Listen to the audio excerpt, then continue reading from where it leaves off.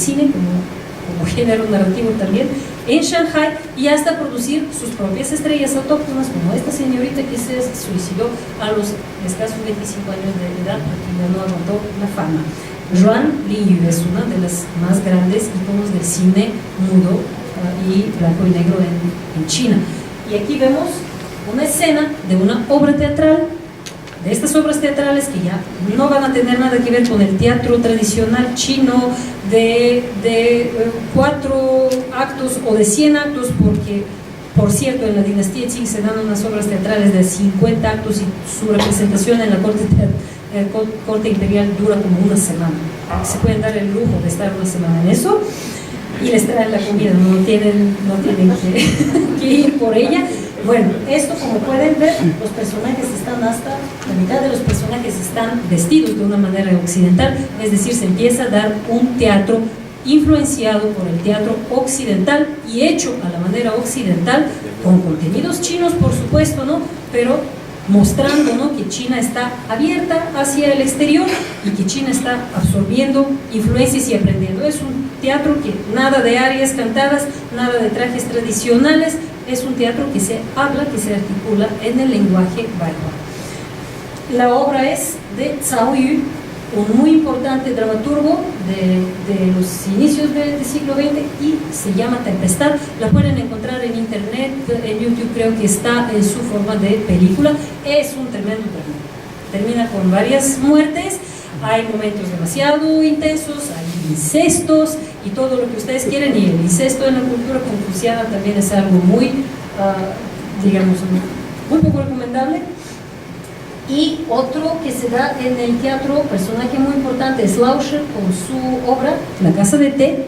Creo que hasta el día de hoy no tiene una traducción al español, pero sí tiene al inglés. Una obra que cuenta muy bien la vida en la ciudad de Beijing, con los aforismos, con los coloquialismos, con toda esta temática y cultura de las casas de té, la vida de la gente común del pueblo, atravesando estas épocas duras de la guerra civil, de los nacionalistas contra comunistas, ocupación japonesa, etc. Son épocas y épocas que se suceden y todo se desarrolla dentro o alrededor de esta casa de té. Es una obra mágica, pero por cierto, justo porque es tan local y tan centrada sobre la vida de Beijing y lo típico y característico de Beijing, desde el habla hasta las costumbres, es muy difícil también de traducir. Uno tiene que ir y vivir unos 20 años en Beijing para entender todo ese contenido. Allá arriba ven todos los más importantes exponentes de la literatura, los que se desempeñaron en el género de la novela, empezando por Lu Xun, Mao Duan, Bazin, Lauscher y mi favorito Shen Zhongwen, que tuvo una vida muy trágica. Fue realmente, tiene 2 obras traducidas al español en España, por una traductora, por cierto, muy buena, investigadora que está en Hong Kong, Mayalén Marín Macarta se llama, y ella tradujo, creo que Ciudad Fronteriza y otra más. Buenísimo, muy poco conocido y el mejor, literariamente el mejor. Nada de amargura, nada de crítica, al revés. Él se fue a observar, a estudiar la vida de las minorías étnicas de China, y de allá sacó muchos de sus cuentos, y también, como él mismo participó en su juventud en guerrillas, también describió la vida de esta gente que a veces hasta sin querer estuvo involucrada en estos movimientos militares que se enfrentaban unos contra el otro, prácticamente se mataban entre primos y sobrinos. Entonces, sí, en esta parte de su creación literaria podemos ver lo duro, ¿no?, lo despiadado de esta guerra civil constante, pero sin, digamos, llegar a las profundidades, al desgarramiento que hay en las obras de los demás. Cuando vienen los comunistas, lo tratan tan mal que él intenta 3 veces a suicidarse, no sé cómo no lo logra. Se corta la garganta, las venas y bebe veneno. Se queda vivo, jamás vuelve a escribir literatura. Se dedica a la investigación de las artes antiguas de China y rinde una obra hasta más copiosa y más grande como investigación de arte que lo que antes se había creado como literatura. Así se refugia él, así sobrevive mentalmente. Las cosas... Ay, sí. ¿Qué hora es? 8:05. ¡Ah!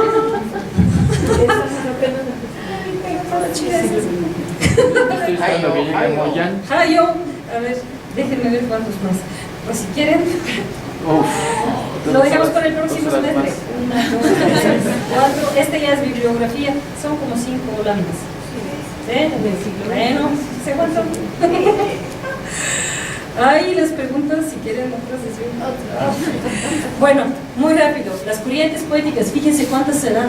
Cuántas revistas hay, tantas corrientes poéticas hay. Románticos, simbolistas, la de la media luna es muy importante, la modernista es muy importante también, y la poesía nueva de China. Allá está la portada que les dije de La Jeunesse. Fíjense, ¿no?, cómo lo tradujeron hasta el francés estaba muy de moda en aquella época. En el año 1917, en Nueva Juventud, en esta revista, salen los 8 poemas en chino moderno de Hu Shi, que es tanto poeta como escritor, es mucho más famoso como escritor.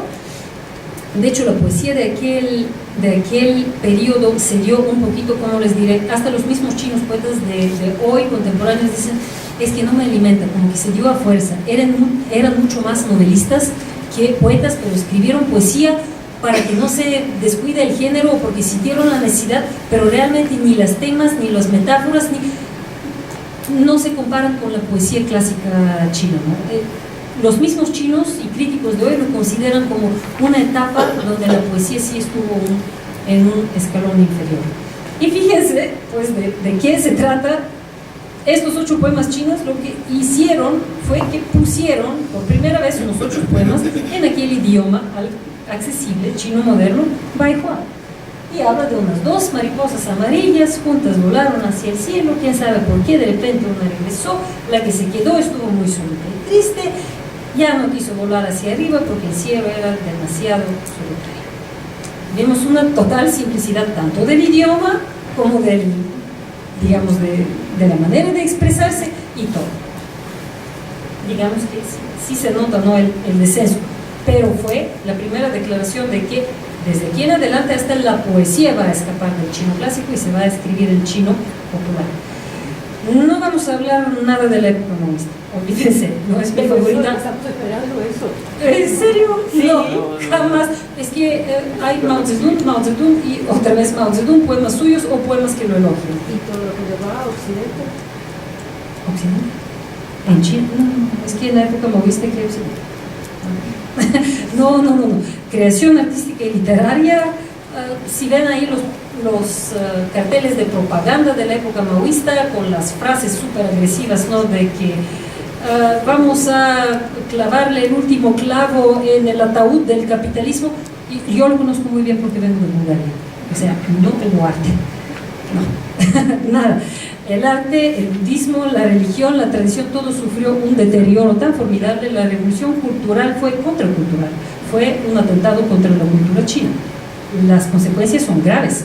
Mi maestra, quien les mencioné hace rato, me dijo que literalmente vio con sus ojos cómo golpeaban a los maestros, que hace un par de semanas antes no podías ni verlos a los ojos a los maestros, de la veneración que les tenías, y luego de repente no los pegas y hasta a uno lo tiraron por la ventana del 3er piso.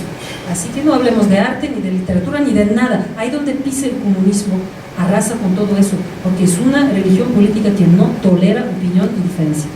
Y como lo he vivido, sí, no hablemos de este periodo. Pero luego, después de esto, viene una apertura lenta, difícil, con mucha censura, con muchos altibajos, otra vez obras prohibidas, películas censuradas, hasta el día de hoy. En el 2012 vino un director chino al Festival Riviera Maya Film Festival y yo fui a traducir para él. Él trajo su película y tuvo que hacer un tremendo viaje para traerla de Hong Kong, porque en el continente, en China, ni siquiera podía tener una copia de su película verdadera que no fuera mutilada con un ilógico happy end para que pueda existir en China. Así que imagínense, en 2012 todavía hay censura muy fuerte. Tenemos literatura de cicatrices, que es muy importante, ¿no? Las cicatrices de lo que dejó todo este caos, que también era una guerra civil, la revolución cultural, hasta cierto punto.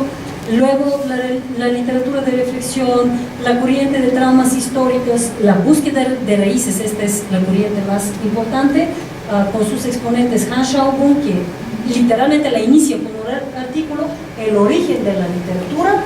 Luego Jia Pinhua, que es cero traducido al español y es un autor muy importante chino, y Mo Yan, que afortunadamente conocemos que es el más, digamos, soft de todos, ¿no? Pero Jia Pingwan también es muy fuerte y hasta el día de hoy ninguna de sus novelas está traducida.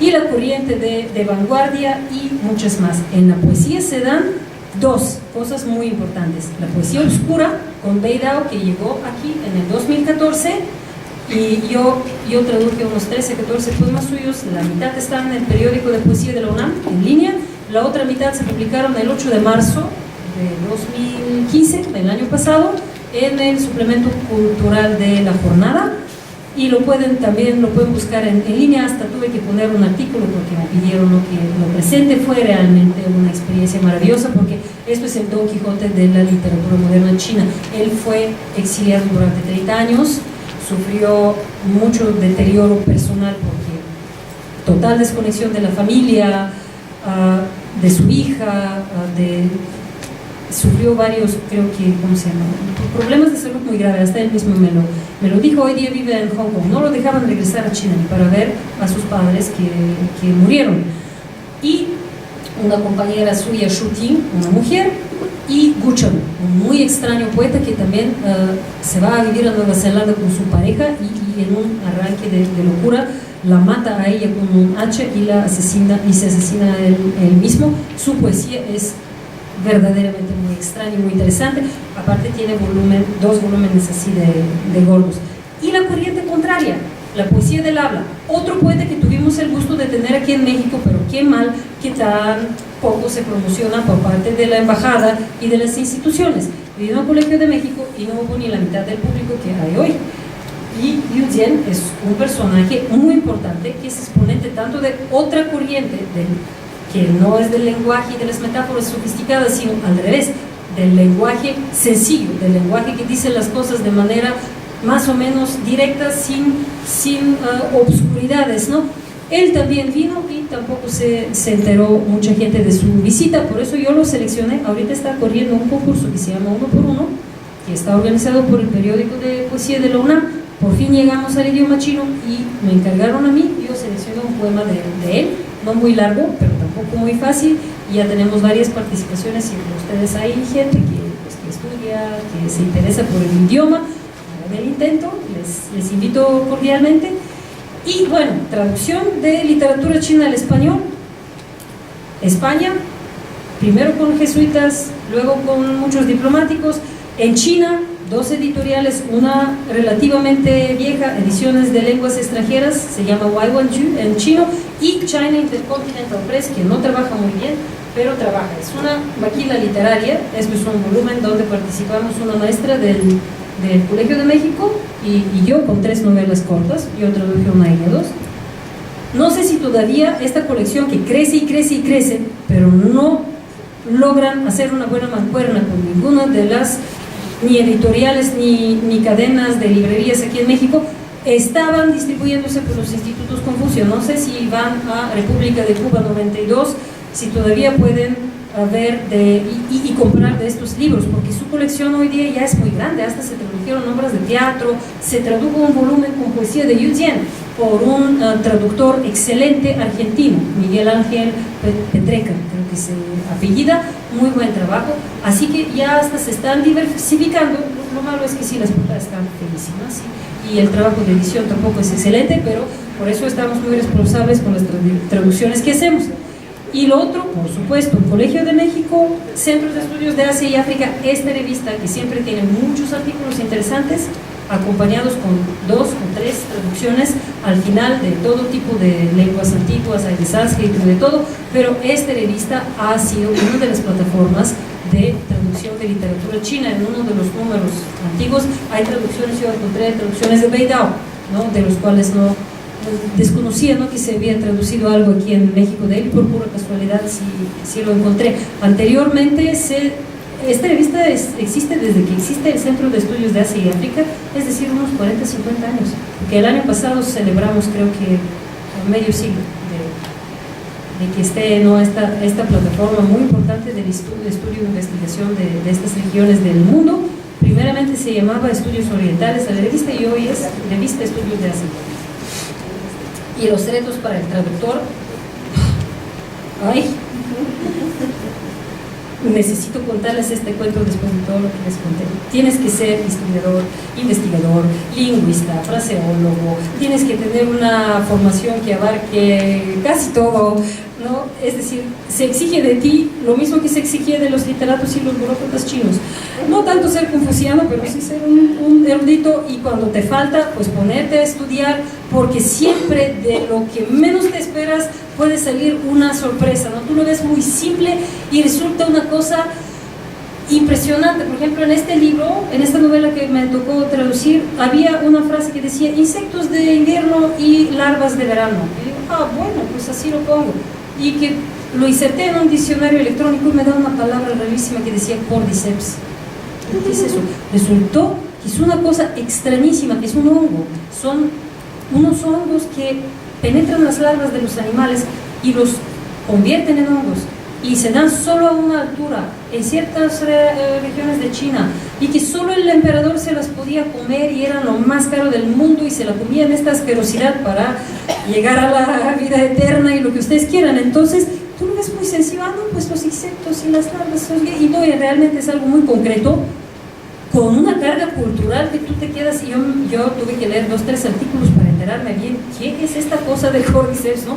Antes de que simple y llanamente lo tradujera aquí. Entonces, pues ya, dependiendo qué literatura trabajas, los problemas pueden ser muchos. Si es literatura clásica, pueden ser menores si es literatura contemporánea, pero tampoco es tan sencillo. Y el más grande problema, pues vivir de la traducción aquí en Latinoamérica, donde todavía la batalla de generar interés para esta cultura y para su literatura. No les voy a contar mis felices batallas con editores mexicanos que me ven así con unas miradas, y los argentinos hacen cosas y ya traducen y se mueven, y aquí lo agarras al editor y empieza y le dices, no, pues es que a este lo acaban de publicar en Italia y se vendió toda la edición, se vendió en 10 días, por favor, lo quiero traducir, aunque me pagues 3 pesos. Y estoy esperando respuesta un mes ya, y no me dice nada, y tendré que ir a rogarlo por 3ª y 4ª vez.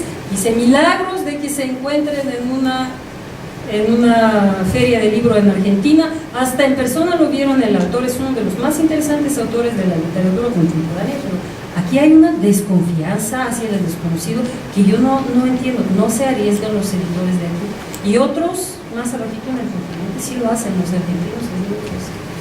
Esto me da muchísimo coraje, pero no me rindo, y aunque no se puede vivir de eso, se puede vivir con eso. Y estoy muy decidida que esto va a ser la parte más importante de mi vida un día que acabo la tesis. Gracias y perdón por extenderme.